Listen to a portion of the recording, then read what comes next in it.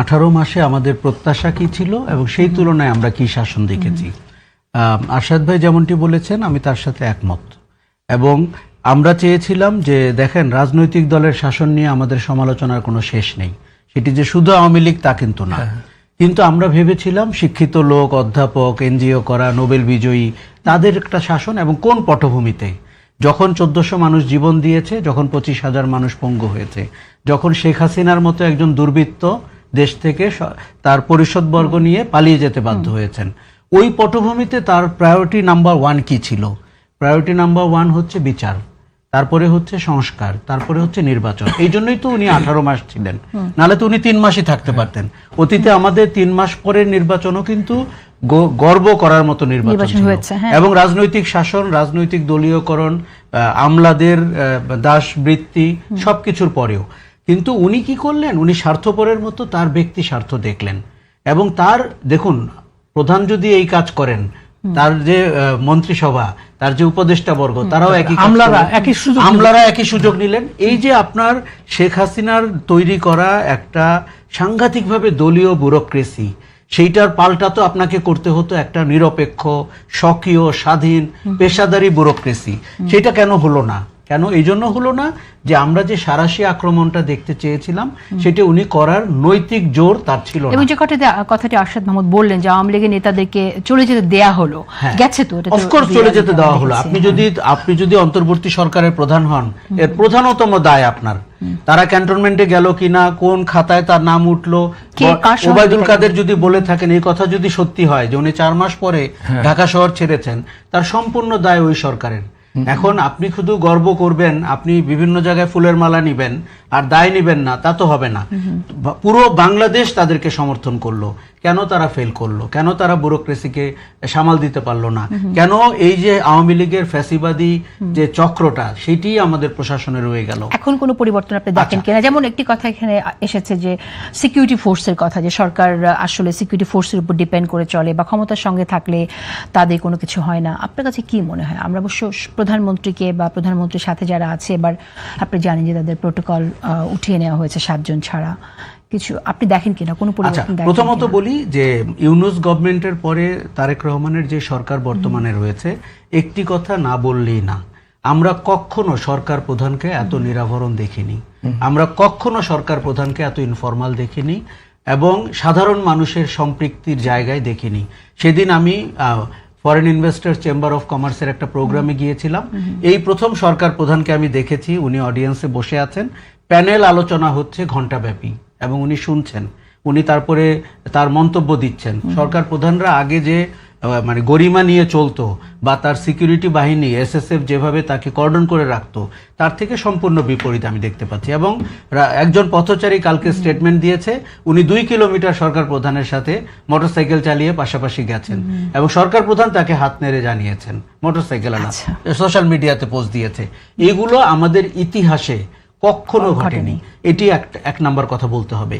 আর দ্বিতীয় কথা হচ্ছে, তবে তার সাথে তার মন্ত্রী পরিষদ বা তার সাথে তার আশেপাশে যারা আছেন, তাদেরকে আমরা একই মেজাজে এবং একই রকমের ট্রান্সফরমেটিভ জায়গায় এটি ছন্দপতন দেখতে পাই, একটা বড় ড্রপ দেখতে পাই, মানে প্রধানমন্ত্রীর পরে একটা বড় ড্রপ। আর তৃতীয় হচ্ছে, কিছু কিছু মানে ব্যাড অ্যাপল বলে না, তারা এসে তাদের ছেলে মেয়েদের নামে ইউনিয়নের নাম, বিভিন্ন নিজেই নিজেকে বরাদ্দ দেওয়া, যেমন আজকে সংবাদ বেরিয়েছে মেঘনা গ্রুপ তার থেকেই তার জাহাজ কিনেছে মানি লন্ডারিং করার জন্য, $35 মিলিয়ন নিজের কোম্পানির থেকেই জাহাজ কিনেছে। ওরকম উনি তার ছেলে মেয়েদেরকে ইউনিয়ন দিয়েছেন, 40 থেকে 70 কোটি টাকা তার নামেই বরাদ্দ হয়েছে, তার ছেলেই কন্ট্রাক্টর। এইগুলো হয় কি, শোনেন, সরকারটি দারুণ কাজ করতে পারে, প্রধানমন্ত্রীটি মানে অতীতে কখনো দেখা যায়নি, কিন্তু এরকম একটি ঘটনা তাকে সাংঘাতিকভাবে ব্যাকফুটে ফেলে দেয়। আমাদের বারবার ইতিহাসে কোন ঘটনা পরিনিধানযোগ্য হবে এটি কিন্তু আপনি এখন লিখে দিতে পারবেন না, এটা মানুষের মনে থাকবে। আচ্ছা, এইবার তৃতীয় পয়েন্ট বলি। আরশাদ ভাই যেটি বলেছেন সেটি আমি অনেক দিন থেকে বলছি, তারা নির্বাচিত হন জনগণের ভোটে, কখনো কখনো 2/3 মেজরিটিতে, কিন্তু নির্বাচনের পরের দিন তাদের 2 কাঁধে ভর করে ব্যুরোক্রেসি এবং গোয়েন্দা সংস্থা, নিরাপত্তা বাহিনী। তারা প্রধানমন্ত্রী এখন পর্যন্ত অনেকখানি মুক্ত, তিনি হয়তো গায়ের জোরে বা মানসিক শক্তিতে তাদেরকে একটু দূরে রেখেছেন, কিন্তু তারা সবসময় সরকারকে আগলে রাখে এবং যারা তাকে ভোট দিয়ে ক্ষমতায় পাঠায় তারা ভাবতেই পারে না এই দলটিকে আমরা ক্ষমতায় পাঠিয়েছি। আর যারা সরকারে থাকে তাদের কেন যেন এক ধরনের অনিরাপত্তা তৈরি হয়, তারা মানুষের সাথে যোগসূত্র স্থাপন করতে পারেন না। এই যে আমি আপনাকে একটা উদাহরণ না দিলে হবে না, মানবাধিকার কমিশনের যে আইনটি, সেখানে বিএনপি সরকার কি ঠেকা ছিল বলা যে পুলিশ তদন্তে নামবে, সেই পুলিশ কিন্তু যে 98% অভিযোগ যার বিরুদ্ধে, তাদেরকে দিয়ে আপনি তদন্ত করাবেন, তাহলে মানবাধিকার বা গুম খুনের ঘটনা কিভাবে তদন্ত হবে? আর দ্বিতীয় হচ্ছে আইন শৃঙ্খলা বাহিনীর ব্যাপারে অভিযোগ, আমাদের সেরকম পুলিশ থাকলে তো আসলে শুধু মানবাধিকারের তদন্ত না, যেটি লাস্ট লাইন বলি, প্রথম তাহলে তো কোনো মানুষের নিরাপত্তা নিশ্চিত হবে না। কিন্তু গুমের অভিযোগ চলে এসেছে কোস্ট গার্ডের বিরুদ্ধে। এটি আমি আজ পর্যন্ত 7 দিনে দেখিনি কেউ বলেছে তদন্ত হচ্ছে। কোস্ট গার্ড একজনকে ধরে নিয়ে গেছে, তাকে আর ফেরত আসা হয় নাই, তার মোটরসাইকেলটি কোস্ট গার্ড বাসায় দিয়ে গেছে। একই ঘটনা শুরু হয়ে গেছে। কিন্তু আপনি যদি ব্যুরোক্রেসির কথায় চলেন, আইন শৃঙ্খলা বাহিনীর কথায় চলেন, আমি নিশ্চিত বলে দিচ্ছি আপনি জনগণের ভালোবাসা হারাতে চলেছে। আমি রেজাউল করিম রনি আপনার মন্তব্য শুনবো। মূল যে প্রসঙ্গ সে প্রসঙ্গে আমি এখনো আসতে পারিনি, কিন্তু অনেকগুলো বিষয় যেহেতু কথা বলেছে আমি আপনার মন্তব্য শুনতে চাইছি। এখানে কোনো বিপ্লব হয়নি, ফলে বিপ্লবে আকাঙ্ক্ষা করে লাভ নেই। সোসাইটিতে এই গণঅভ্যুত্থানের পরে আমরা বললাম যে আমি একটা লেট ফ্যাসিজমের মধ্যে পড়ছি, আর ফ্যাসিজম উইদাউট শেখ হাসিনা, খালি হাসিনা চলে গেছে আর সব তো রয়ে গেছে। এই পুরা হাসিনা উত্তর কাঠামোর মধ্যে, হ্যাঁ, হাসিনাবিহীন হাসিনার অবস্থার মধ্যে এখানে আপনার আওয়ামী লীগ একটা খাসিলত, নফসানিয়াত যেটাকে আমরা বলি, সেটা হলো আপনি যদি মনে করেন আপনার দলের লোক মেধাবী সেরা, তারই শুধুমাত্র সবকিছু দিতে হবে, আপনি আওয়ামী লীগের। আপনি যদি মনে করেন এখনো ঘুষ দিয়ে চাকরি নেওয়াটা একটা মেধার কাজ, আপনি আওয়ামী লীগের, আপনি যে দলই করেন, জামাত, বিএনপি, আওয়ামী লীগ, আপনি যেটাই করেন। ফলে এই যে আওয়ামী নফসানিয়াত, এটা তো এই সোসাইটির কালচার। ঘুষ দিয়ে চাকরি নেয়, কয় ছেলেটা অগ্রগতি করছে, কষ্ট ফাঁস করে মেয়েরা ডাক্তার বানায়, কয় মেয়েটা আগায় গেছে। সমাজে অনৈতিকতাকে আপনি তো কালচারালি নার্সিং করছেন লম্বা সময় ধরে। ফলে এরকম একটা সোসাইটিতে গণঅভ্যুত্থানের পরে সবচেয়ে বড় অবদান হলো তারেক রহমানের লিডারশিপ, সাউথ এশিয়াতে টপ ডেমোক্রেটিক লিডারশিপ। নরেন্দ্র মোদীর কথা এটা না বলি, হ্যাঁ, ট্রাম্প সামনে বসে বলছে যে দেখতে দেওয়া যায় ফেরাস্তা, কিন্তু আসলে ঘূর্ণি। পাকিস্তানের অবস্থা আপনি জানেন। ফলে বাংলাদেশে এখানে বিপুল ভোটে নির্বাচিত এতদিন এই একটা লম্বা ফ্যাসিজমের পরে একটা ডেমোক্রেটিক লিডারশিপ আমরা পাচ্ছি, যে লিডারশিপের কথা এখানে আশরাফ কায়সার রাইটলি বললেন, যে আমরা যেটা বলছিলাম যেটা তারেক রহমান ডক্ট্রিন, একটা ভ্যালুজ উনি ক্রিয়েট করতে চান। আইন কে মানবে? জনগণ না, অথরিটি আগে। ট্রাফিক সিগন্যালে কে দাঁড়াবে? প্রধানমন্ত্রী আগে। এইটা উনি একটা তারেক রহমান একটা চ্যালেঞ্জ আকারে হাজির হয়েছে। কার জন্য? প্রথমত তার নিজের দলের জন্য, নেতাকর্মী, ক্যাবিনেট এর জন্য, এবং বিরোধী দল তো অবশ্যই। এখন এই চ্যালেঞ্জটা আমরা কিভাবে মোকাবেলা করব, এইটা হইল প্রধান আপনার বিষয়। এই চ্যালেঞ্জটা যদি আপনি মোকাবেলা করতে পারেন ভালো মতো, আপনি যদি ভালোভাবে মার্চ করতে পারেন এই ভ্যালুজের সাথে, এই নর্মসের সাথে, এই আপনার ক্ষমতার সাথে, জনগণের সম্পর্ক স্থাপন করার এই প্রক্রিয়ার সাথে, দেশ পুনর্গঠন করার একজন কলিগ আমাদের তার সাথে, তাহলে এই যে আলোচনাগুলো, এই যে হতাশাগুলো, এগুলো কমা শুরু করবে। আর যদি আপনি তা না পারেন, আপনি যদি ওকে তারেক রহমান ভালো জনপ্রিয়, হাতাতালি দিবেন, দিয়ে এইবার আপনি মন্ত্রী বা আপনি বড় নেতা বা আপনি বড় উপদেষ্টা, আপনি আপনার মতো করে আপনার কোরাম দিয়ে, আপনার ভাইবাদার দিয়ে, আপনার দলের লোক দিয়ে আপনি সিন্ডিকেটবাজি করা যদি শুরু করে দেন, তাহলে আমি যেটা মনে করি যে আপনি শুধু দলকে ডোবাচ্ছেন তা না, আপনি দেশকেও ডোবাচ্ছেন। আপনি দুই দিক থেকে ক্ষতি করছেন। আপনি প্রথম কথা হলো আপনি যে কমিটমেন্ট গণঅভ্যুত্থানের পরে এবং তারেক রহমান আপনাকে যে দায়িত্ব দিয়েছেন, সেটাকে যেরকম ভাবে আপনি ভুলণ্ঠিত করছেন, এবং বাংলাদেশের জনগণের সাথে আপনাকে যারা ইলেক্টেড করেছে জনগণ, তাদের সাথে আপনি প্রতারণা করছেন, এবং আপনার নিজের কেরিয়ার, কারণ এগুলো তো রেকর্ড থাকবে। আশরাফ কায়সার, আমি আপনার কাছে আসি। হবিগঞ্জের ঘটনাকে আপনি কিভাবে দেখছেন, যদি আমি শুনতে চাই আপনার কাছে। দেখুন, আমাদের এই যে আলোচনা হচ্ছিল 18 মাসের ইউনূস শাসন এবং 5 মাসের তারেক রহমানের সরকার, একটা ঘটনা কমন হয়েছে, এবং ঘটনাটির উৎপত্তি হয়েছে 5ই আগস্টের পরদিন থেকে, এবং প্রফেসর ইউনূসের প্রযত্নে। সেটা হচ্ছে রাজনৈতিক সংস্কৃতির মানে নিম্নমুখিতা ছাড়া আর কোনো সংস্কার হয়নি। মানে কিভাবে হয়েছে আমি বলি। প্রথম কথা, একটা অন্তর্বর্তী সরকার একটি রাজনৈতিক দলের জন্ম প্রক্রিয়ার সাথে যুক্ত ছিল, এটা একটা গর্হিত অপরাধ। এই কথাগুলো আমাদের পরিষ্কার বুঝতে হবে। এনসিপি নামে যে দলটা হয়েছে, তরুণদের যে রাজনৈতিক সংগঠন হয়েছে, এটা কি অন্তর্বর্তী সরকারকে মানে জাতি দায়িত্ব দিয়েছিল এই দলটি গঠন করার? আচ্ছা, দ্বিতীয় হচ্ছে দক্ষিণপন্থী উগ্রবাদীদেরকে সরকারের ভেতরে এবং বাইরে এবং প্রকাশ্যে এবং অপ্রকাশ্যে আশ্রয় দেওয়া এবং তাদের কথায় রাষ্ট্র পরিচালনা করা, এর জন্য অন্তর্বর্তী সরকারকে নৈতিক দায় নিতে হবে। এবং আমি মনে করি যে এই যে রাজনৈতিক সংস্কৃতির যে আজকে আপনি কথামালা দেখছেন, যেটি আপনি বলেছেন, শিরোনাম করেছেন, সামাজিক যোগাযোগ মাধ্যম থেকে এখন রাজপথে গড়ালো, এর জন্য এই 18 মাস পূর্ণাঙ্গভাবে দায়ী। এই মব সন্ত্রাসের জন্ম এবং হোতা তারা গণমাধ্যমে আগুন দেওয়া পর্যন্ত তাদের ভূমিকা ছিল। তারা তারপরে দিনের বেলা আবার ফুল নিয়ে দেখা করতে গেছেন অথবা শোক প্রকাশ করতে গেছেন। অপরাধের সীমা নাই। আচ্ছা, তারেক রহমান সরকার বা বিএনপি সরকারকে কিন্তু আমরা ড্রাস্টিক্যালি মব কমতে দেখেছি। আমি বলছি না শেষ হয়ে গেছে।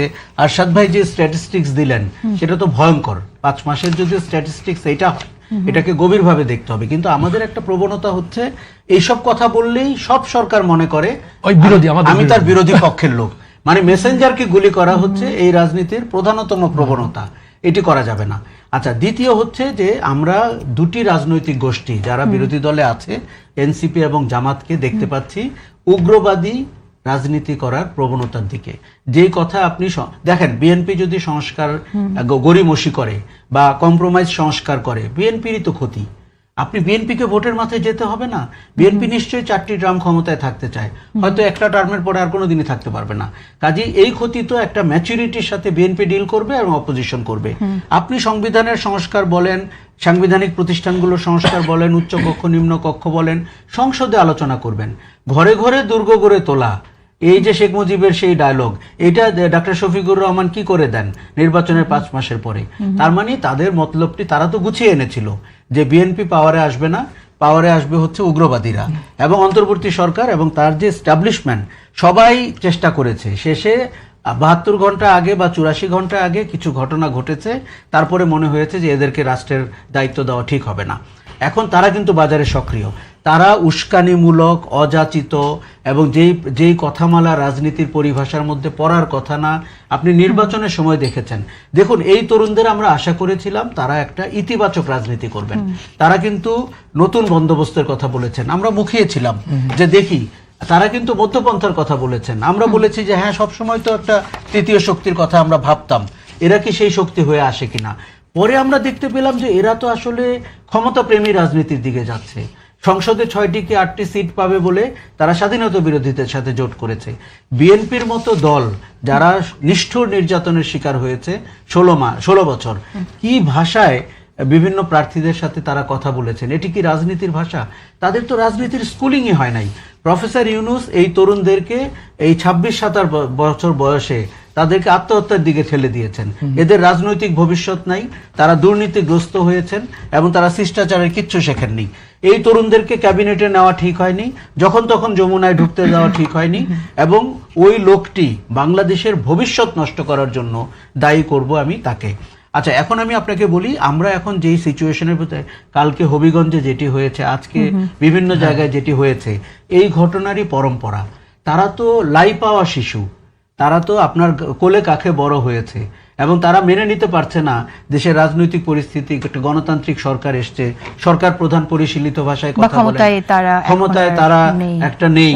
হ্যাঁ, তারা তো ক্ষমতায় ছিল, 18 মাস তো জামাত ক্ষমতায় ছিল, 18 মাস তো এনসিপি ক্ষমতায় ছিল। এখন তাদের এই বাস্তবতাটা মেনে নিয়ে তাদেরকে একটা ইতিবাচক গণতান্ত্রিক রাজনীতি করতে হবে। দেখুন, আমি আপনাকে একটা কথা বলি, আপনি যদি ওই একটা সংসদ সদস্যের এলাকায় গিয়ে দেখুন, ওই সংসদ সদস্য ওই এলাকায় প্রধানমন্ত্রী, এটি তো বুঝতে হবে। আমরা তো বুঝি উপজেলা চেয়ারম্যানও প্রধানমন্ত্রী, সে তো ওই এলাকার সবকিছু নিয়ন্ত্রণ করেন। ভালো কি মন্দ, ওই লোককে তো মানুষ ভোট দিয়েছে। আপনি তার ব্যাপারে অনেক অনিয়মের অভিযোগ আনতে পারেন, সেটার প্ল্যাটফর্ম তো আছে। আপনি পার্লামেন্টে আসেন, কথা বলেন। কিন্তু আপনি যদি মানুষকে উস্কানি দিতে থাকেন, বিষোদ্গার করতে থাকেন, অপমান করতে থাকেন, একটা জনপ্রতিনিধির সমর্থকরা তো ক্ষিপ্ত হতেই পারে। এখন এদের পরিভাষা হয়ে গেছে রাজনীতি বিবর্জিত পরিভাষা, ভীষণ উগ্রবাদী পরিভাষা। এখন এই জায়গায় তো এখন এখান থেকে তাহলে আমরা বের হব কি করে? শোনেন, বেরোনোর এক লাইনে শুধু বলি, তাদেরকে প্রথমত মানে উপলব্ধি করতে হবে তারা গণতান্ত্রিক রাজনীতি করতে চায় কিনা।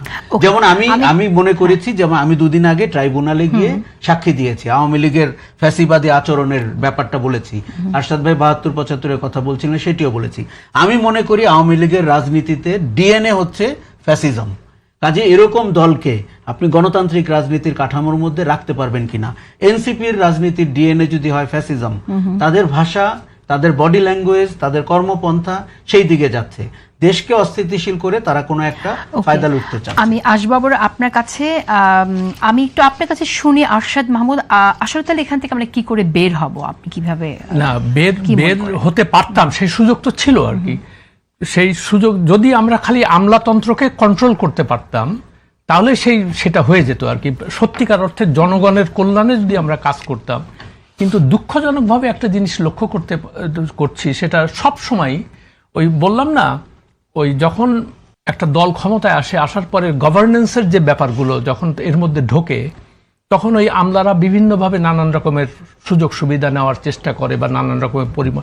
কিন্তু আমার কথা হচ্ছে যে লিডার হবে তাকে তো বুঝতে হবে যে আমার সার্বিক কল্যাণে আমি কাজ করব, আমি তো কোনো গোষ্ঠীর স্বার্থে থাকবো না। না, নিশ্চয়ই। কিন্তু একটি কথা এখানে আমার মনে হয় খুব গুরুত্বপূর্ণ একটা কথা আশরাফ কাসের বলেছেন, যে গণতন্ত্রকে যদি তারা গুরুত্ব না দেয়, তারা যদি বিশ্বাস না করে গণতান্ত্রিক মূল্যবোধে, তাহলে পরিবর্তনটা আসবে না।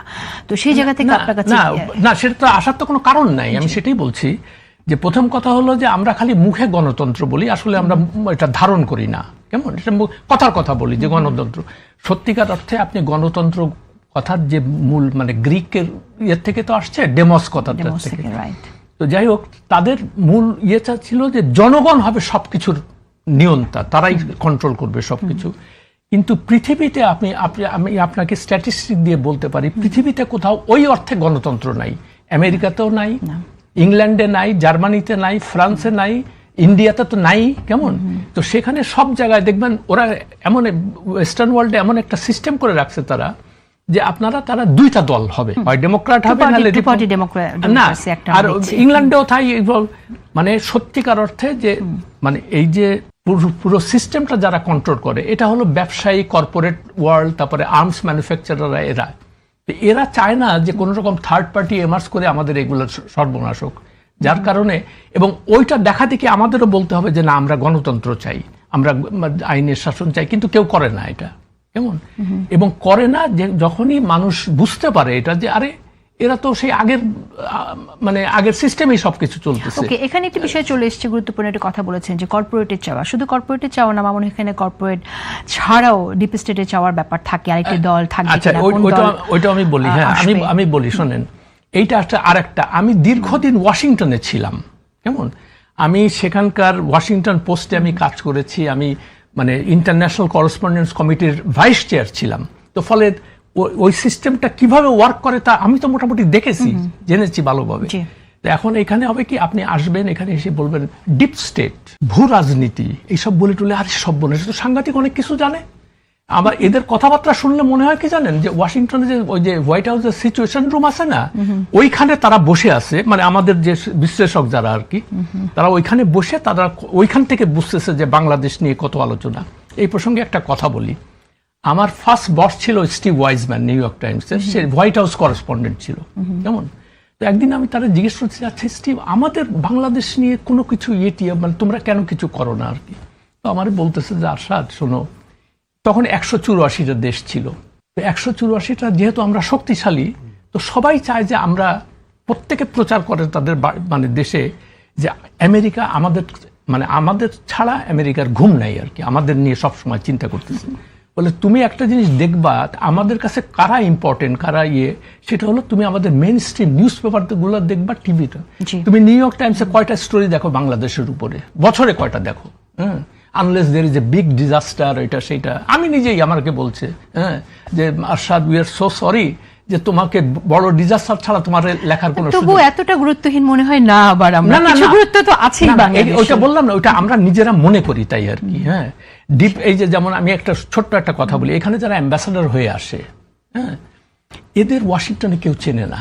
টেক ইট ফ্রম মি, আমি হাওয়ার্ড শেফার বলে এক অ্যাম্বাসাডার ছিল ওখানে 87 থেকে 90 পর্যন্ত, এর সাথে সময়। তো আমি যখন ওয়াশিংটনে গেলাম, আমি জেফারসন ফেলো ছিলাম আর কি, 90, তো তারাই খোঁজ করতে গেলাম।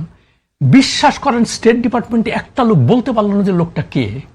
তারপর অনেক কিছু খোঁজ করে তারপরে বললো যে সে এখন ওই জর্জ টাউনে পড়ায়। বললো যে সে এখন ওই জর্জ টাউনে পড়ায়। বুঝতে পেরেছি, মানে আপনি বলতে চাইছেন যে আমাদের দেশকে তারা এতটা গুরুত্ব দিয়ে না, বিবেচনা করে না, সেটা আমি বললাম যে তাদের ইন্টারেস্টে। ওকে, আমাদের যে আলোচনাটা একদমই অন্যদিকে চলে যাচ্ছে। না, যদি না, আসলে আমি একটু আলোচনায় এগুলো আসি আমরা, বোঝা দরকার আর কি, আমাদের সেই যে জন্য নিশ্চয়ই, কিন্তু আমাদের আজকে মূল আলোচনার বিষয়টা হচ্ছে যে চলমান যে সংঘাত, একটি সংঘাত এটা হবে না, সোশ্যাল মিডিয়ায় দেখছি এবং সেটা আসলে পথেও না, আমরা দেখছি। এটার সেই জায়গা থেকে আমি আসবো আবার আপনার কাছে রেজাউল করিম রনি। আমরা অনেক রকম ন্যারেশন শুনতে পাচ্ছি, এমনও শুনছি যে যাদের উপর হামলা করা হয়েছে এবং তারা অভিযোগ করছেন যে তাদের উপর হামলাটা করেছে বিএনপি বা ছাত্রদল নেতাকর্মীরা, এরকম অভিযোগ তারা করছে। কিন্তু বিএনপি থেকে বলা হচ্ছে তারা কোনো হামলা করেনি। একজনকে দেখলাম বলতে বিএনপি সরকার এবং তারা এখন সরকারকে দিয়ে প্রশাসনকে আবার আওয়ামী লীগের মতো ব্যবহার করবে। এই যে অভিযোগ, এই অভিযোগকে আপনি কিভাবে দেখছেন? জি দেখেন, আমি কিন্তু আপনার সাথে বহুবার 2 বছর আগের থেকে বলতেছি যে আমরা এখন দুইটা সোসাইটিতে বাস করি, একটা ভার্চুয়াল সোসাইটি, একটা অ্যাকচুয়াল সোসাইটি।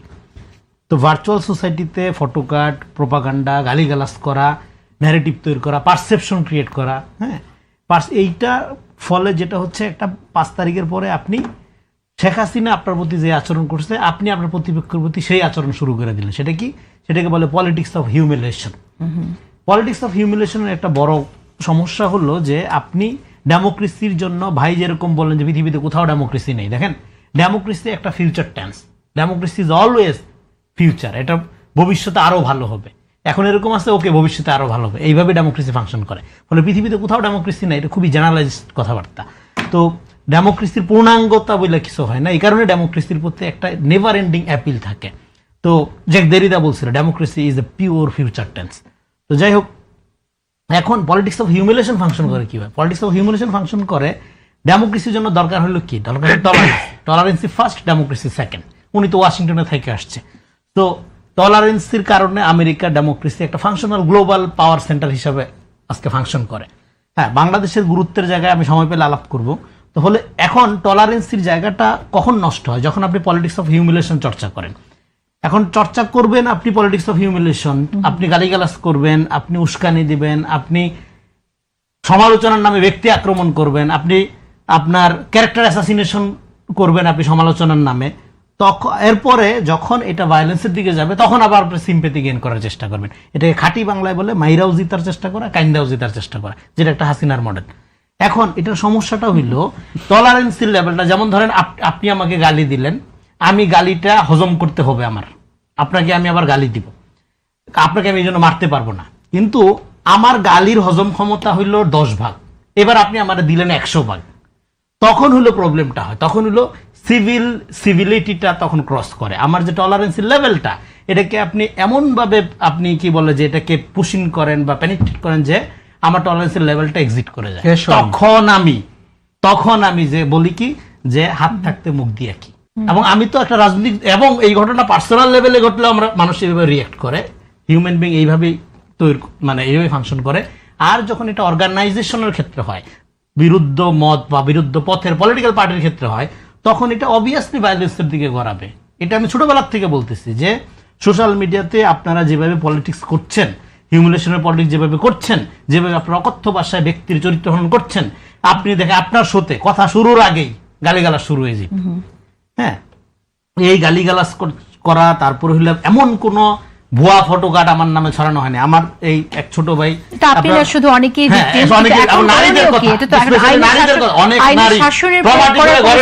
কথাবার্তা বলা যাবে না, অনেক নারী ট্রমাটিক হইয়া ভয়ে শুধু ঘরে ঢুকে গেছে। পুরুষরাও এরকম আছে। এটা আপনার আমার নামে 1 লক্ষ ফটোকার্ড ছড়ানো হয়েছে 1 মাসে, এটা পরিসংখ্যান বের করা হয়েছে। তো এখন দেখেন, এইটা আপনি যখন কন্টিনিউ করতে থাকবেন, এবার যখন আমি তো কোনো নেতা না বা সাধারণ একজন মানুষ, কিন্তু এটা যখন আপনি একটা বড় পলিটিক্যাল পার্টির লোকের সাথে করতে থাকবেন, তখন সেই লোকের তো একটা সোশ্যাল বেজ আছে, আপনার তো সেটা নেই। আপনার রাজনীতি কি? বট আইডি, সোশ্যাল মিডিয়াতে ফেক হাইপ এবং ক্যারেক্টার অ্যাসাসিনেশন এবং টক শো। এর বাইরে তো আপনার কোনো রাজনীতি নেই। আপনার সংগঠন রাজনীতি করা বলতে সংগঠন বিকশিত করা, জনগণের সাথে সম্পর্ক তৈরি করা, একটা কর্মসূচি দেওয়া বা একটা প্ল্যান পলিসি, দেশ গঠন করবেন কিভাবে, এগুলো নিয়ে আলাপ করা আপনি বুঝেন না। আপনি বুঝেন যে প্রোপাগান্ডা বেস যখন রাজনীতি আপনি করেন এবং আপনার প্রতিপক্ষ খারাপ, আপনি ভালো, এইভাবে যখন সোসাইটিকে ভাগ করা শুরু করেন, আপনি আসলে একটা আল্টা ফেসিজম করেন in the name of democracy এবং in the name of partisan politics. Sometimes in the name of Islam. এটা যখন যে অনুভূতি দরকার, যখন ইসলাম দরকার সে ইসলাম, যখন তার গণতন্ত্র দরকার সে গণতন্ত্র, যখন নাস্তিক হওয়া দরকার নাস্তিক, যখন পর্দা করা দরকার পর্দা, যখন বেপর্দা হওয়া দরকার আদালেংটা, কোনো সমস্যা নেই। আচ্ছা, যখন যেটা ডিমান্ড করবে সেটা আমি আপনার কাছে আসবো। শেষ করি তাহলে এই পয়েন্টটা। তাহলে এই পলিটিক্স অফ হিউমিলিয়েশন আলটিমেটলি সোসাইটিকে একটা ভায়োলেন্সের কন্ডিশনের দিকে নিয়ে যায়। এই জন্য ডেমোক্রেসিতে বলেন বা ধরেন ফ্রিডম অফ এক্সপ্রেশন বা ফ্রিডম অফ স্পিচের কথা বলেন, পৃথিবীর প্রত্যেকটা জায়গায় ফ্রিডম অফ এক্সপ্রেশন বা freedom of speech require what not to say. আপনি আমার সমালোচনা করবেন আগেই আচ্ছা একটা গালি দিয়া বা আমার বংশ তুলে বা আমার পরিবার তুলে বা আমার পার্সোনাল একটা অ্যাটাক করে আপনি এটা শুরু করতে পারবেন না। ফলে যে জানে না হোয়াট নট টু সে, তার জন্য ফ্রিডম অফ এক্সপ্রেশন না। দীর্ঘদিন আপনি অবস্থিত ছিলেন, সেখানে আপনি সাংবাদিকতা করেছেন, যুক্তরাষ্ট্রে ছিলেন। যে কথাটি আগে রেজাল্ট করিম রনি বলল যে আলট্রাফ্যাসিজমের যে নেচারটা, এটাই আলটিমেটলি ভায়োলেন্সের দিকে নিয়ে যায় এবং বাক স্বাধীনতারও একটা লিমিট থাকে এবং সেখানে এই জিনিসটা মাথায় রাখতে হবে, হোয়াট নট টু সে। এটা আমরা আমাদের এখানে যারা নতুন রাজনীতিবিদ তাদের মধ্যে আমরা ভীষণভাবে মিসিং দেখতে পাচ্ছি, তাদের ভিতরে এটা নেই। তো সেই জায়গা থেকে সরকারের কি করণীয়? ফ্রিডম অফ স্পিচও থাকবে, নিশ্চিত করবে, এবং যাতে করে এইরকম আলট্রাফ্যাসিজমের দিকে আসলে একটা প্রজন্ম বা রাজনীতিবিদ যারা করছে তারা যেন এদিকে যেতে না পারে। সেটা তো প্রথমেই যে কথাটা আমি বলবো সেটা হলো এই যে ওই যে রনি সাহেব বলতেছিল টলারেন্সের কথা, কেমন এটা তো সর্বোচ্চ পর্যায় থেকে আসতে হবে প্রথমে, দ্যাট উইল পার্কোলেট ডাউন ইয়ে। তো আমি যদি ওইখানে যদি এই জিনিসটা চর্চা না করি এবং অন্য সবাইকে বলি যে তুমি টলারেন্ট হবা, এখন আপনার বিরুদ্ধে যদি আপনি ন্যূনতম সমালোচনা সহ্য করতে না পারেন, আপনার কি মনে হচ্ছে যে ন্যূনতম সমালোচনা সহ্য করতে পারছে না, সেরকম মনে হচ্ছে অবস্থাটা? অলরেডি সেই দিকে যাচ্ছি আর কি আমরা। তো এই যে মানে এখন যে এনসিপির সঙ্গে তাদের যে ভায়োলেন্সটা শুরু হয়েছে, এটা অনেকটা যে তাদের বিরুদ্ধে এরকম কেন কথা বললো। ওরা দেখলেন না কালকে হবিগঞ্জে ওরা বলছে যে আমাদের বিরুদ্ধে উস্কানিমূলক বক্তব্য দিয়েছে, তো সেই জন্য আমরা এটা তো এই জিনিসগুলা অ্যাজ আই সেড যে মানে শীর্ষ ব্যক্তি যিনি থাকবেন তার ওখান থেকে, বা তিনি হয়তো মুখে বলবেন না কিন্তু তার আচরণে এবং তার যে মন্ত্রিসভা আছে বা সেটা তো আমরা দেখলাম পরিবর্তন। শীর্ষ ব্যক্তির কথা আপনি বলছেন, তাকে নিয়ে তো যাচ্ছে তাই আমরা মন্তব্য দেখলাম, তারপরে তিনি তো কোনো, আমি বলছি যে উনি কিন্তু বলছেন না এটা, উনি কিন্তু ওনার জায়গাটা, এবং যার জন্য আমার নিজেরও তার প্রতি একটা ইয়ে আছে যে এত ওনার কথাবার্তা আমার খুব সোবার মনে হয়, কোনো উস্কানিমূলক কথাবার্তা বলে না, ভেরি সোবার।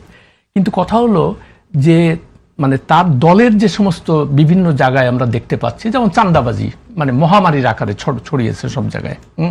তো সাধারণভাবে চাঁদাবাজি কমেছে বলে আপনি?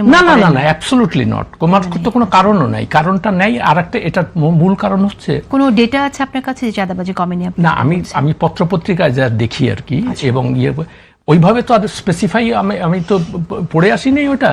তো যাই হোক, যেটা বুঝতে মানে মূল কথাটা হলো যে চাঁদাবাজি তো সবসময় ছিল, কেমন, তো আগে যারা ক্ষমতায় ছিল তারা সেটা করত। এখন ওখানে যে ভ্যাকুয়ামটা তৈরি হয়েছে তারা চলে যাওয়ার পরে, তো কেউ না কেউ তো সেই জায়গাটাতে আসছে, তো তারাই সেগুলা করতেছে। এবং এটার আরেকটা কারণ হলো যে দেশের একটা বৃহত্তর জনগোষ্ঠীকে আমরা কোনো প্রোডাক্টিভ সেক্টরে এমপ্লয়মেন্ট দিতে পারছি না। তো এরা করবেটা কি? তাদের তো খেয়ে পরে বাঁচতে হবে। তো তারা চিন্তা করতেছে যে ঠিক আছে, আমার যেহেতু কোনো চাকরি বাকরি নাই, কিংবা এটা একটা অন্য সেক্টর, আজকে আমরা এই বিষয়টা নিয়ে কথা বলতে চাইছি না। আমি যদি টপিকে যদি থাকি, যে বিষয়টি নিয়ে কথা বলতে চেয়েছিলাম, আপনি কিছু কি অ্যাড করতে চান? না, আমি ওইটাই, আপনার যে কথাটাই আমি আসছি, যে যতক্ষণ মানে সার্বিকভাবে দেশের জনগণ না দেখবে যে আমরা টলারেন্সের চর্চা করছি, আমরা আসবে না ততক্ষণ আর আশা তাহলে করার কারণ এখানে নেই। করণীয় কি? আমি একটু আশরাফ কাছে আপনার কাছে আসি, কারণ সরকার যদি এটা আসলে ক্ষমতা দিয়ে মোকাবেলা করে তাহলে সেটা সকলেই প্রতিহত করবে এবং এটা অ্যাকসেপ্টেড না, একেবারেই না, প্রত্যাশিত না। এই জায়গা থেকে যে আমরা চাই যে ফ্রিডম অফ স্পিচ নিশ্চিত থাকুক, কিন্তু ফ্রিডম অফ স্পিচ থাকার অর্থ যে যারা আসলে আবার এই যে হোয়াট নট টু সে, কিন্তু সে কথাটা তারা বলে ফেলবে, সেটা কি আসলে সরকার তাহলে কিভাবে মোকাবেলা করবে? আচ্ছা, আবারও বলি, আগে বলি কি করা উচিত না, বল প্রয়োগ করা উচিত না, রাইট, একদমই কালো আইন করা উচিত না, এবং মুখোমুখি সংঘাতে যাওয়া উচিত না। আপনার টলারেন্স লেভেল বাড়াতে হবে, এখন যদি কম থাকে আরো বাড়াতে হবে। মনে রাখবেন যে এখানে উস্কানি দিয়ে রাজনীতির একটা মাঠ তৈরির চেষ্টা হচ্ছে। বিএনপি কে তো একটু এক সেকেন্ড গান্ধীবাদী দল আগের থেকে বলে, এখন প্রপার গান্ধীবাদী হয়ে যান। আমি আপনাকে বলি যে এই আমার একটা প্রেডিকশন ছিল, শেখ হাসিনা যতই দুঃশাসন করে থাক তারপরে আরো উগ্রবাদীরা ক্ষমতার কাছাকাছি আসবে, এবং আমাদের ইন্টারিম সরকার হওয়ার কারণে হয়তো ডিরেক্টলি উগ্রবাদীরা ক্ষমতাটা নিতে পারেনি, কিন্তু এইটাই হয়ে থাকে। কারণ আপনি যখন গণতান্ত্রিক শক্তিগুলোকে মেরে ফেলেন এবং প্রচলিত ধারার রাজনৈতিক দলগুলোকে রাজনীতি করতে না দেন, তখন উগ্রবাদ মাথাচাড়া দিবে, এবং বাংলাদেশেও তাই হয়েছে। তার আমাদের ভাগ্য ভালো যে তারা বিরোধী দল হিসাবে নিজেদেরকে দেখতে পেয়েছে, এর উপরে যেতে পারেনি। আচ্ছা, তার মানে আপনার সহিষ্ণুতা বাড়াতে হবে। শোনেন, আপনি সরকারে থাকা মানেই আপনাকে 10 গুণ বেশি সমালোচনা সহ্য করতে হবে। এটি সরকারে মন্ত্রিত্ব নিলে, উপদেষ্টা হলে এই কথা তার লাগবেই। আমাদের একটা ভালো জিনিস যে প্রধানমন্ত্রীর আচরণের মধ্যে আমি ঠিক ওই ছায়াটি দেখতে পাই যেটি আমি অন্যদের মধ্যে দেখতে চাই। এবং এটিও সত্যি যে বিএনপি অনেক বড় দল, অনেক বেশি আসন পেয়েছে, অনেক বেশি জনপ্রতিনিধি তার রয়েছে, অতএব চাঁদাবাজি, টেন্ডারবাজি এগুলোর অভিযোগ বিএনপির ব্যাপারেই বেশি হবে। এটি আপনি শোনেন, উল্টা করে বললে হবে না যে আপনার, যেমন ওই যে আমাদের দেশে বলে আপনি অভিযোগ দায়ের করেন তাহলে তদন্ত হবে, ওই প্রতিষ্ঠানের কোনো কাজ নাই। একজন নাগরিক গিয়ে অভিযোগ দায়ের করবে তার জীবনের সব ঝুঁকি নিয়ে। কাজেই বিএনপিকে নিজেই নিশ্চিত করতে হবে সুশাসনের পথে দলটি হাঁটছে কিনা। প্রোঅ্যাক্টিভ হতে হবে। রাজনৈতিক সুশাসন, অর্থনৈতিক সুশাসন এবং আমাদের সামাজিক সুশাসন এ কঠিন, কিন্তু কারণ হচ্ছে যে আপনি কিন্তু বিপ্লবোত্তর সরকার, গণ অভ্যুত্থান পরবর্তী সরকার, অনেক প্রত্যাশা, আপনার কাছে আপনার উপরে প্রত্যাশা অনেক। কাজে এই পথে হাঁটা ছাড়া, আরেকটা লাস্ট লাইন বলি আপনাকে, আমাদের ন্যারেটিভের যুদ্ধে নামতে হবে, সফট ন্যারেটিভ। এই যে আমি যদি বলি এরা উগ্রবাদী রাজনীতি করছে, হঠকারী রাজনীতি করছে, তাহলে আপনি সঠিক গণতান্ত্রিক রাজনীতির যে ভ্যালুজ সেটি নিয়ে বাজারে কিভাবে আসবেন, এবং সেটি কিন্তু সরকারি পয়সায় মাইক ভাড়া করলে হবে না, সেটি আপনাকে সফট ন্যারেটিভ যেভাবে বাজার করা হয় তেমন করে করতে হবে। আমার ধারণা মানুষ এখনো মুখিয়ে আছে ইতিবাচক প্রগতিশীল রাজনীতি দেখার জন্য। কিন্তু এটা এখন কিভাবে মোকাবেলা করবে রেজাউল করিম রানী, আপনার কাছ থেকে শুনতে চাই যে উস্কে দেওয়ার একটি প্রচেষ্টা এখানে আছে, যে কথাটি আসলে আশরাফ কাসের বললেন যে উস্কে দেওয়ার রাজনীতি সরকারের জন্য, সরকার এখানে সরকারি দলের নেতাকর্মীরা সেই ফাঁদে যেন সরকারের জন্য দুই দিকে সরকার কি করে, দুই দিকে। একটা হলো সরকার যদি এখানে বল প্রয়োগ করে তাহলে এই যে আওয়ামী আলমের পুলিশ যেভাবে আওয়ামী লীগের সঙ্গে আচরণ করেছিল আপনিও সেভাবে পুলিশ লাগে, ফলে এটা তখন সরকার যদি স্টেট মেশিনারি আগে যায় তখন তাকে আওয়ামী লীগ একটা মডেল আছে সেদিকে ফেলে দেওয়া হবে। আবার সরকার তো এট দ্য সেম টাইম সরকারের তো একটা পলিটিক্যাল পার্টি আছে, পার্টির নাম বিএনপি, সেইখানে ছাত্র দল আছে, সেখানে যুব দল আছে, সেখানে স্বেচ্ছাসেবক দল আছে, প্রচুর নেতাকর্মী আছে। তো তারাও তো মানুষ, তারাও তো সমাজে বাস করে। আচ্ছা দেখেন, হবিগঞ্জে এনসিপি জামাত নির্বাচন করলো, এত কিছু হইলো, কখনো তো মারামারি হইলো না।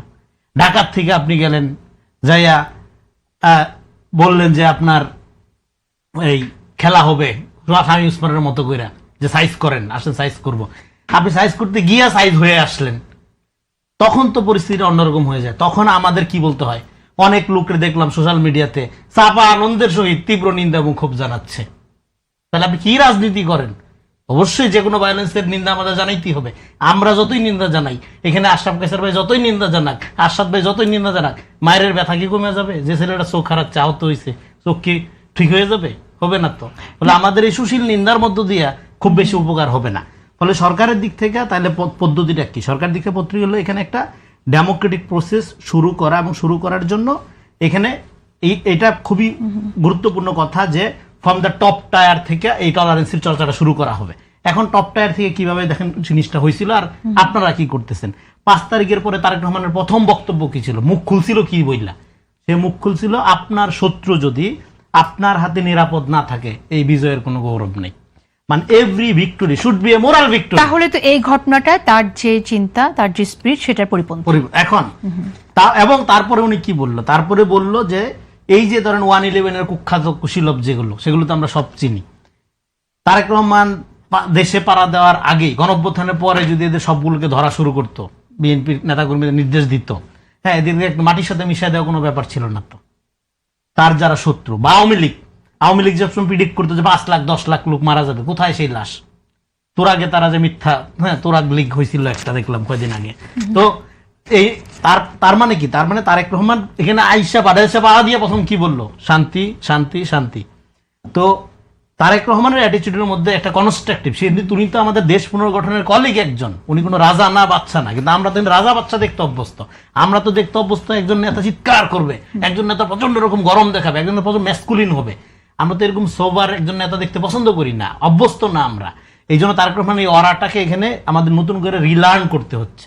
ফলে আমরা যখন প্রথম দিকে বললাম যে বাংলাদেশে এই লিডারশিপ, আপনার কাছে কি মনে হয় যে প্রধানমন্ত্রী তারেক রহমানের যে অরাটা এখন মানে তারা দেখছে বিরোধী জোট, এই অরার জন্য এই উস্কে দেওয়ার রাজনীতি করাটাকে সহজ বলে তারা মনে করছে? অবশ্যই সহজ। এবং বাংলাদেশের ডেমোক্রেসি, এখানে খুবই গুরুত্বপূর্ণ পয়েন্ট বললি, বাংলাদেশের ডেমোক্রেসির ক্ষতিটা কেন করা হয়েছে? এখানে সবসময় ডেমোক্রেটিক স্পেসটা ব্যবহার করছে ফ্যানাটিকরা, হয় লেফট উইং ফ্যানাটিক আর না হয় রাইট উইং ফ্যানাটিক। স্পেসটা ব্যবহার করার মধ্য দিয়ে তারা সবসময় বাংলাদেশ বিরোধী রাজনীতিকে এখানে প্যাট্রোনাইজ করছে।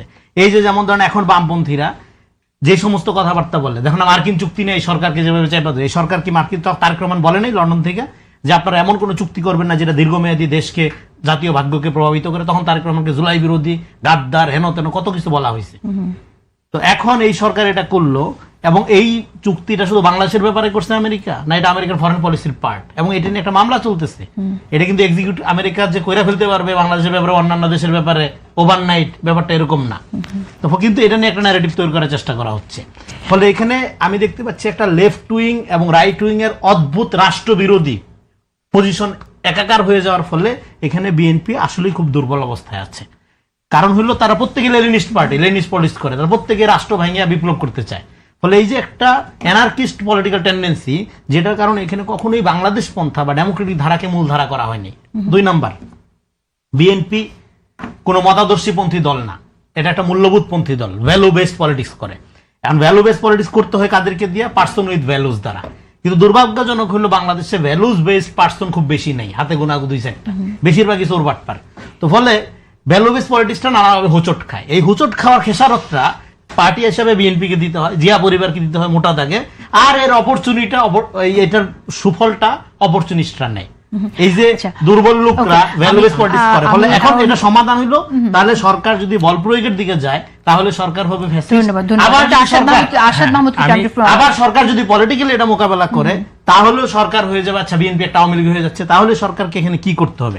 তাহলে সরকারকে এখানে যেটা করতে হবে, এটা পলিটিক্যাল প্রসেসকে ইনিশিয়েট করতে হবে, এবং যে দলের কোনো রাজনীতি নাই, ন্যারেটিভ এবং বয়ানের মধ্য দিয়ে সোশ্যাল এই ফ্যাব্রিকটাকে নষ্ট করার যে চেষ্টা করতেছে, এটাকে কালচারালি রিএস্টাবলিশ করতে হবে, এবং আমাদের একটা কাউন্টার কালচার লাগবে, ডেমোক্রেটিক কাউন্টার কালচার। গভীর কথা বলেছেন, অনেক গুরুত্বপূর্ণ কথা বলেছেন। আমি আপনার ওই প্রথম যে কিভাবে এখন ঠিক হবে এগুলা, তো সেটা আমি জাস্ট খালি 2টো পয়েন্ট বলি। সেটা হলো একটা হলো আইনের শাসন, সত্যিকার অর্থে আইনের শাসন। এইটা যদি সত্যিকার অর্থে আইনের শাসনটা মানে কি, যে আমরা সাধারণ মানুষ বা কারা দেখতে চায় যে কেউ যদি অন্যায় করে, কেউ যদি, তাহলে তার শাস্তি হবে, এই জিনিসটা একদম মোটা দাগে। হ্যাঁ, আর কেউ যদি বিচার, মানে কারো উপর যদি অত্যাচার হয়, অবিচার হয়, সে যেন বিচারটা পায় ঠিক মতো, কেমন সেই জিনিসটা হচ্ছে না। আমি দুইটা উদাহরণ দেই। এই যে উনি যে ক্যাবিনেটটা করলেন প্রথমে, আমরা তো আইনের শাসন, সবাই তো বলে না আমি আইনের শাসন ঠিক রাখবো, এটা সেটা। ওখানে উনি 2 জন মন্ত্রীকে নিলেন এবং 2 জনের বিরুদ্ধে খুনের মামলা আছে। একটা হলো পররাষ্ট্রমন্ত্রী খলিলুর রহমান। আপনারা কি এগুলো ভুলে গেছেন নাকি আমি ঠিক জানি না। ভুলে যায়নি। আচ্ছা, না আমি বলি শোনেন, এইটা যখন আমি দেখলাম, মানে ইট ওয়াজ সাচ এ শক যে এই লোক কিভাবে মন্ত্রী হইতে পারে। তার কারণ তার বিরুদ্ধে 2001 সালে ঘটে যাওয়া একটা পরকীয়ার ঘটনায় সে, আমি প্লিজ আমাকে এটা আপনার দর্শকদের জানা দরকার, এটা ঘটনায় সে তাকে, তার সম্পর্কে অভিযোগ আসছিল যে তার কারণে এটা হয়েছে, একটা খুন এবং আত্মহত্যা। অভিযোগটা প্রমাণিত কিনা, ফাইনাল রিপোর্ট দেওয়া হয়েছে কিনা, আমরা আসলে স্পষ্টভাবে, আপনি আমার কাছে শোনেন, বিকজ আমি এটা নিয়ে ইনভেস্টিগেট করেছি, সেই জন্য বলছি। প্রথম কথা হলো যে সেই ঘটনাটা যেদিন রাত্রেবেলায়, রাত 11টার সময় ঘটনা ঘটে, পরের দিন সকালবেলায় এইটা যখন পত্রিকাতে আসছে, তখন খলিলুর রহমান দেশ থেকে পালিয়ে গেছে। তখন সে তৎকালীন তত্ত্বাবধায়ক সরকারের পিএস ছিল। তারপরে তার আর কোনো খবর নাই, 24 বছরের মধ্যে কোনো খবর নেই। আপনি যদি জানেন তাহলে সেই মামলাটার অবস্থা কি এখন, সেটা আমি সেটাই বলছি যে সেই মামলাটা, আমি এটা নিয়ে 3টা না 4টা লেখা লিখেছি।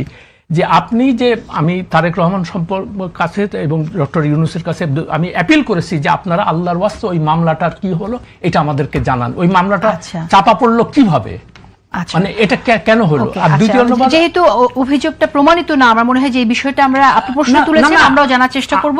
আমাদের আমি আলোচনা করব, আমি আপনার কাছে আসছি, কিন্তু আমি আমাদের দর্শকদের তো এই জানাতে চাইছি প্রশ্নগুলো যে তুলতে হবে। দর্শক, আমরা টেলিভিশনের পর্দা আপনারা যারা দেখছেন আপনাদের কাছ থেকে বিদায় নিচ্ছি, তবে ডিজিটালে আমরা আছি, আমরা টাইমলাইন বাংলাদেশের ফেসবুক পেজ এবং জিটিভি ইউটিউব চ্যানেলে এই আলোচনাটা আরো কিছুক্ষণ চালিয়ে যাব। ধন্যবাদ সবাইকে এতক্ষণ দেখার জন্য। আশরাফ কাছে আমি আপনার মন্তব্য শুনতে চাইছি। অনেকগুলো বিষয় এখানে এসেছে, আপনি বলেন, এবং আমি এর পাশাপাশি আরেকটি বিষয় একটু কথা বলতে চাই। আমাদের এখানে আসলে ধর্মভিত্তিক রাজনীতি নিয়ে কথা হচ্ছে এবং সেই জায়গায় জামাতের উত্থান নিয়ে কথা হচ্ছে।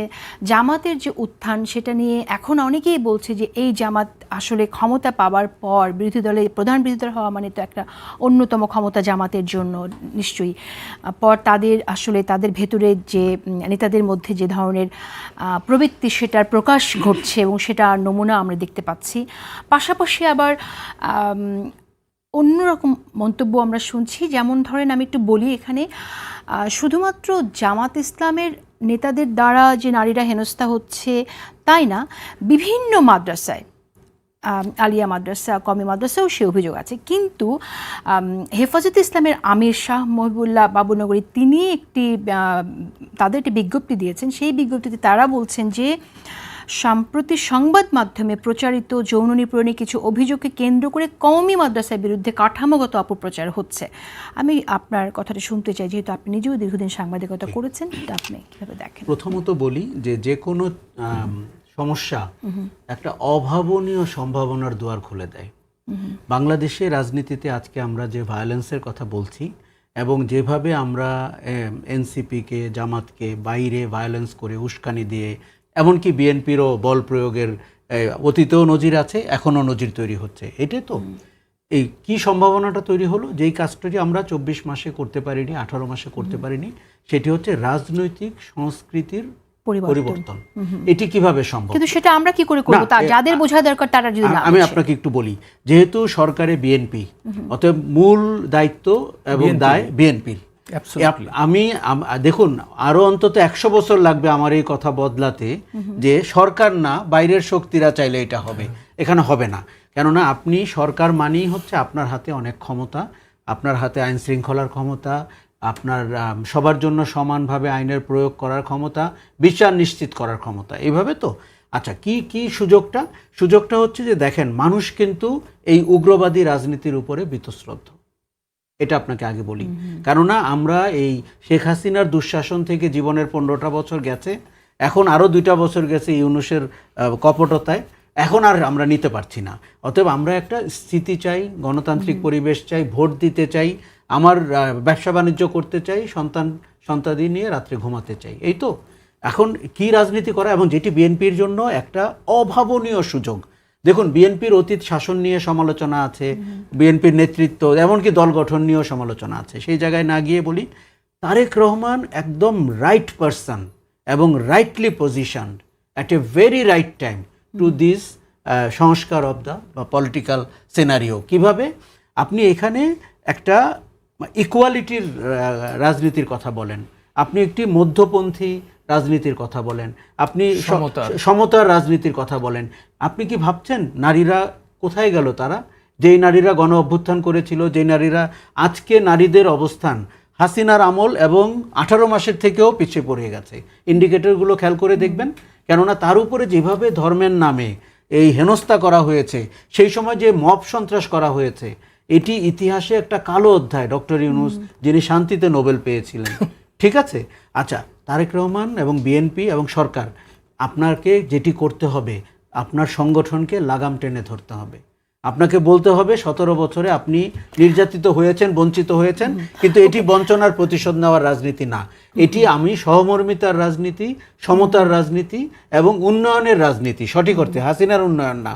এবার দ্বিতীয়, সেটা তাহলে অন্য রাজনৈতিক দলগুলোর ক্ষেত্রে অ্যাপ্লিকেবল নিশ্চয়ই, তাদের কিন্তু করতে হবে, কারণ আমরা অন্য রাজনৈতিক দলের ছাত্রদের আমরা দেখছি হেনস্থা করতে। আপনি যদি রাজশাহী ইউনিভার্সিটি শিবির নেতাদের যে ঘটনা সাম্প্রতিক দেখেছেন, আমি কিন্তু বলছি না অন্যের উপরে আপনি আপনার বয়ান চাপাবেন।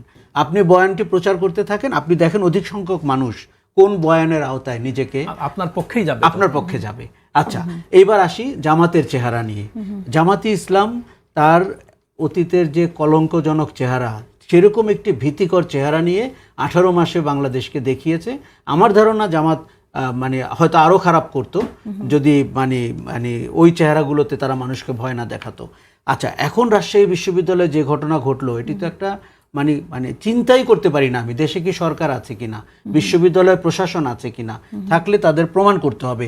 একটা বেয়াদব এবং একটা মানে এরকম মানে অ্যারোগেন্ট ছেলে সে কি করে আরেকজন স্টুডেন্ট এবং লাইব্রেরিতে ঢুকে মানে আপনি বিশ্ববিদ্যালয় ক্যাম্পাসের। আচ্ছা, এবার আসেন জামাতের নীতি নৈতিকতার রাজনীতি। এই যে একের পর এক এমপিরা হোটেলে একেবারে বাচ্চা মেয়েদের সাথে ধরা পড়ছে, এটা জামাতের কি নীতির মধ্যে পড়ে? সাথে সাথে দ্বিতীয় স্ত্রী, না অদ্ভুত ব্যাপার সব। কিন্তু দেখেন সঠতার রাজনীতি। এই মেয়ে স্বাক্ষর নিতে গেছিল এমপি সাহেবের সুপারিশের, সে হয়ে গেল দ্বিতীয় স্ত্রী, ব্যাকডেটে বিয়ে করা, মানে যা ইচ্ছা তাই। এবং প্রথমে ছিল এআই, এখন পৃথিবীর সব অপরাধকে নাকি প্রথমে এআই বলা হয়। আচ্ছা, তারপরে হচ্ছে যে আপনার ভোটের আগে যেভাবে তারা ক্যাশ বিতরণরত অবস্থায় ধরা পড়লো, ফলে জামাত যে দাঁড়িপাল্লা বলে, জামাত যে নীতি নৈতিকতার কথা বলে, এটিও বিপর্যস্ত। কাজেই আমার মনে হয় যে এই ধ্বংসস্তূপে জামাতের রাজনীতির চূড়া কিন্তু এটাই। আপনি এখন তাকে নিম্নে যেতে দেখবেন এবং মানুষ তাকে নিচের দিকে নিয়ে যাবে। আপনি কিন্তু কারো উপরে জোর খাটাতেও হবে না। দেখুন, বিএনপির জিয়াউর রহমানের মতো একজন প্রতিষ্ঠাতা আছে, বাংলাদেশি জাতীয়তাবাদের মতো এই মুহূর্তে মানে স্বদেশকে ভালোবাসা, মানে বাংলাদেশকে প্রায়োরিটাইজ করা, সামনে ঠেলে দেওয়ার যে রাজনীতি, এটাই তো বাংলাদেশের প্রত্যাশা। এই যে মার্কিন যুক্তরাষ্ট্রের সাথে চুক্তি, আমি এক লাইনে বলি, আমি চুক্তির রিভিউ করার পক্ষে। কিভাবে পক্ষে? এখন জনগণের ম্যান্ডেট পাওয়া একটা সরকার রয়েছে, পৃথিবীর যে কোনো দেশ মানতে বাধ্য হবে যে একটা অনির্বাচিত সরকার কি করে গেছে আমরা জানি না, কিন্তু তাকে জাতিসংঘের মহাসচিব করবেন না, কি করবেন নাকি আরেকবার নোবেল দিবেন, কোন প্রলোভনে উনি এগুলো করেছেন, আর ওই খলিলুর রহমান। কিন্তু আমরা তো এখন একটা নির্বাচিত সরকার, আবার টেবিলে বসি, যেটি বাংলাদেশের জন্য কোন কোন জায়গায় রিভিউ করা দরকার মার্কিন যুক্তরাষ্ট্র মানতে বাধ্য হবে। এইভাবে আপনি শোনেন, ওই রাজনীতির দিন শেষ, পল্টনের যে গলাবাজির রাজনীতি অথবা উগ্রবাদের রাজনীতির দিন শেষ। এখনকার রাজনীতি হচ্ছে কর্মসংস্থানের রাজনীতি, এখনকার রাজনীতি হচ্ছে অর্থনীতির রাজনীতি, এখনকার রাজনীতি হচ্ছে যে ব্যক্তিকে তার স্বাতন্ত্র্য নিয়ে বেঁচে থাকতে দেওয়ার রাজনীতি। যে নাচতে চাইবে সে ক্লাসরুমে নাচুক না মাঠে নাচুক, এটা তার বিষয়।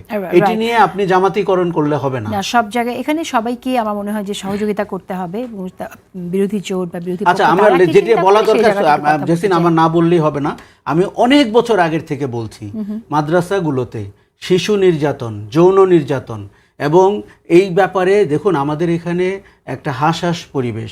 কেননা এদেরকে আমরা ভেবেছি ধর্মীয় সম্প্রদায়ের প্রতিনিধি, এদের সাথে ধর্মের কোনো সম্পর্ক নাই, এটি আপনাকে পরিষ্কার বলতে হবে। তাতে আপনি অজনপ্রিয় হন আর যেই হন, তারা এতিম শিশুদের, যাদের বাবা মা নাই, যাদের নির্যাতনের পরেও কারো কাছে যাওয়ার নাই, এই যে ভিডিওগুলো প্রকাশিত হচ্ছে। অতীতে আমি যখন সাংবাদিকতা করতাম বিচিত্রায়, আমি দিনের পর দিন এই ধরনের প্রতিবেদন করেছি, কিন্তু আমাদের রাজনীতিবিদরা এবং সরকারে যারা থাকেন তারা ওই ভোটের বাক্সে ভোট পাওয়ার জন্য এই জায়গাটিতে হাত দিতে চান না। আপনার মন্তব্য শুনতে চাইছি যে সেক্ষেত্রে কি করণীয়, যে মাদ্রাসাগুলোতেও যে ধরনের অপকর্ম হচ্ছে, এটা রিগার্ডলেস অফ আপনার কওমি মাদ্রাসা বা অন্যান্য যেসব, দেখেন এটা তো অপরাধ, তো অপরাধী, মাদ্রাসা স্কুল বিশ্ববিদ্যালয় বলে আলাদা কোনো পার্ট নেই।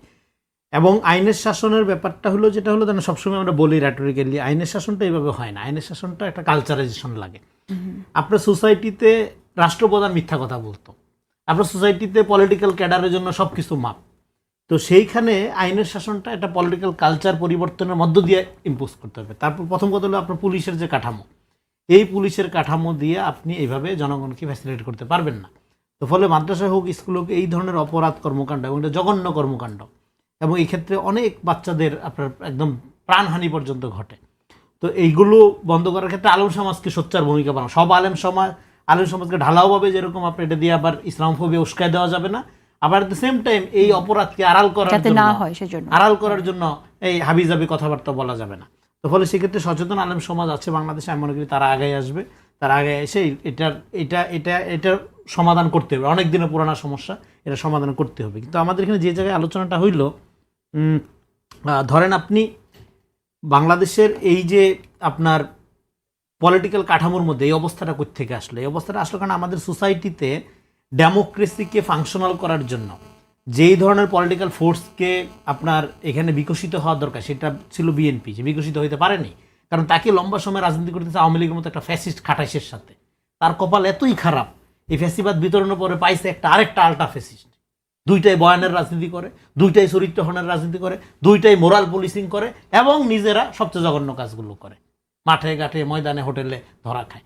হ্যাঁ, কিন্তু নিজেরা সবসময় একটা মোরালিটি, সৎ লোক, এই ধরনের একটা ভাব ধরে থাকে। এই জন্য এই মোরালিটিকে বলে মোরালিটি উইদাউট প্রিন্সিপাল। যেমন ধরেন আপনি এই অফিসে চাকরিটা নিলেন খুব অন্যায়ভাবে, ঘুষ টু দিয়ে, এবার আপনি নিয়ম করে অফিস করেন, সবচেয়ে ভালোভাবে যান, সবচেয়ে ভালো মতো কাজ করেন, সবচেয়ে সুন্দর ড্রেস আপ করেন, আপনি নিয়মতান্ত্রিক কর্মচারী, কিন্তু আপনার গোড়াটাই হইল অসৎ, প্রক্রিয়াটা হইল অসৎ। তো এই যে মোরালিটি উইদাউট প্রিন্সিপাল, এইটা একটা যে কোনো আল্টা ফ্যাসিজমের গোড়া, আল্টা ফ্যাসিজমের গোড়া। ফলে যারা এই ধরনের মোরাল পলিসিং করে, এই জায়গা থেকে ডেমোক্রেটিক রাজনীতিটা, ভ্যালু বেজ রাজনীতি, সেটা গণঅভ্যুত্থানের আকাঙ্ক্ষা হইল জনতার সাথে ক্ষমতার সম্পর্ক। বিএনপি কিন্তু নেতাকর্মী নির্ভর সংগঠন না, বিএনপি শক্তি কোথায়?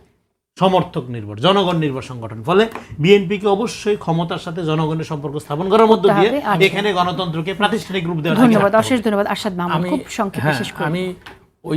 আমি দুইজনের সঙ্গে মোটামুটি একমত, যে যেটা মাদ্রাসার যে ব্যাপারগুলো, আর এগুলো তখনই আসবে যখন সত্যিকার অর্থে দেশে আইনের শাসন থাকবে। যে আপনি কোন দল করেন, কি করেন না করেন, এগুলা দেখবে না, আইন ঠিক মতোই যে অপরাধ করবে তাকে শাস্তি দেবে। গোপনে যে ঘটনাগুলো ঘটে যায় সেই ঘটনাগুলোর কথা আমরা বলছি। আমরা তো অনেক কিছু জানতেই পারি না যে ঘটনাগুলো ঘটছে। না, সেটাই আমি সেটাই বলছি, যে যখন সেটা তো আর আমাদের জানার কোনো ব্যাপার নাই, কিন্তু আমরা যখন দেখতে পাচ্ছি যে এরকম ঘটনাগুলো ঘটছে, কিছু সিস্টেম ইন্ট্রোডিউস করলে হয়তো আমরা জানতে পারবো। তখন আমরা তো ওইখানেই আমরা শুরু করতে পারি ওখান থেকে। অর্থাৎ ওই মাদ্রাসার শিক্ষার একটা আমূল পরিবর্তন দরকার এখন, অথবা সেখানে একটা প্রপার ভেটিং এর সিস্টেম থাকতে হবে। আর তারপরেও সেকেন্ড কথাটা যেটা আমি বারবার করে বলি, যে একটা জিনিস আমি অন্তত গত 54 বছর যে জিনিস দেখলাম, প্রতিটা সরকারি আমলা নির্ভর কিভাবে হয়ে ওঠে। যখনই না আমি বলছি যে আমলারা যখনই দেখে যে আমাদের মাধ্যমে কোনো অনৈতিক সুবিধা নিচ্ছে শাসনকর্তারা, তখন তারা ওইটাকে ব্যবহার করে। এটা হায়ার এন্ড ফায়ারটা ইজি করতে হবে। সরকারি চাকরি যে সোনার হরিণ, চিরস্থায়ী বন্দোবস্ত, এটা বন্ধ করে দিতে হবে। আপনি কোনোভাবে এই দেশে কোনোদিন আইনের শাসন প্রতিষ্ঠা করতে পারবেন না, বিচার বিভাগের। ধন্যবাদ।